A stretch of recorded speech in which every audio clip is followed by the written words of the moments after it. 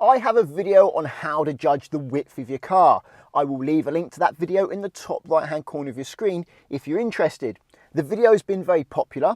I read through the comments regularly on all my videos on my channel, and I'm very happy that it's helping people. People are saying that it's helping them judge their position, judge how wide their car is.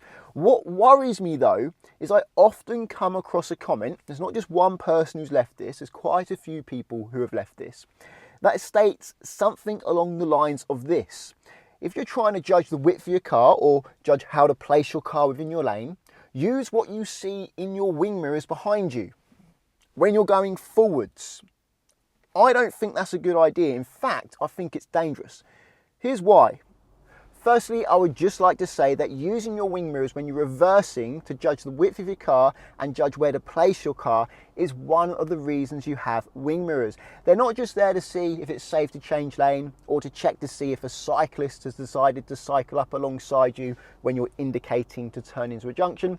They're actually also there to help you with reversing. As you can see here, in this wing mirror, I can see my car. And that's why it's important to see a little bit of your own car when you set your wing mirrors. That way you know where things are in relation to your car. I can see the wall and I can see some space, which is excellent. That way I know I have space, I'm not going to hit the wall.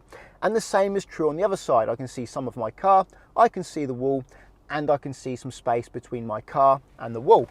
Therefore I can go backwards and I can keep the car between the walls. If I want to get closer to a wall, like I'll get closer to this wall on the left, I can steer towards it and I can see in my mirror how much space I've got and whether or not I'm going to hit it. So your wing mirrors are excellent when it comes to judging the width of your car and your car's position when you're going backwards. But what about forwards? This time I'm going to drive forwards in between these two walls. Let's see what the right wing mirror is showing me. Well, that's not helpful. What about the left mirror? Well, that's not helpful either. The trouble is, the mirrors show me what's behind, but I'm trying to judge what's in front. Okay, fairly obvious stuff. Looking behind isn't going to help you judge if you can fit in a small gap that's in front of you. But there is a reason why people think it's a good idea to use your wing mirrors to judge your position when you're going forwards. So I'm on a fairly easy road here, traveling in a straight line, and the right wing mirror is showing me how close I am to the center line, and the left wing mirror is showing me how close I am to the curb. So it does help if you're in a straight line without the road varying in width. Once you get to a bend, however, then it gets a bit more challenging because you're looking at the past, you're not looking at the future. What you see in your wing mirrors isn't going to help you with any of these bends I'm about to do.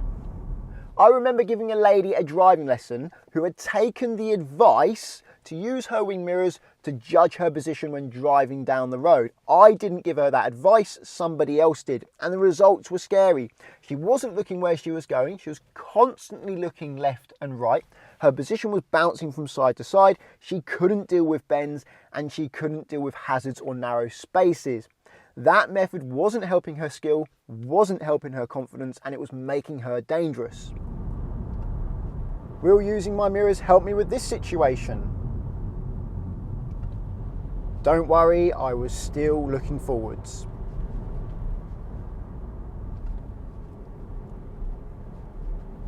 However, on this occasion, using the mirror will help me judge steering around this car because there's not much room in front of it. So if I steer around it now, as I get past it, it's hard for me to judge if the side of my car is going to hit the front of theirs. But if I look in the mirror, I can see how much space I have left.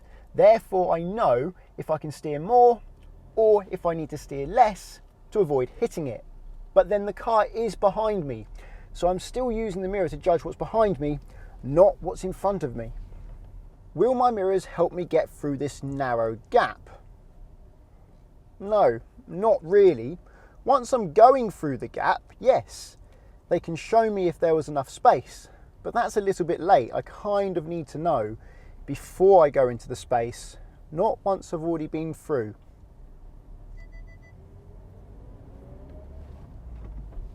So using your mirrors to position your car when you're going backwards works great. But they can also work great if you're trying to steer around an object. You can get the front of your car past the object, but the back will get closer. If you're steering left, look at your left mirror. If you're steering right, check your right mirror to make sure there is enough space for you to clear the object. If you think the video helps, give it a thumbs up and check out Collingwood and Confused in the description. If you're learning to drive and want to insure yourself on somebody else's car, Collingwood can help. Via the link at the moment, there's up to 35% off and a £20 Amazon gift card. And using Collingwood, if you insure yourself on somebody else's car, it doesn't affect their policy, which is great news for the owner of the car.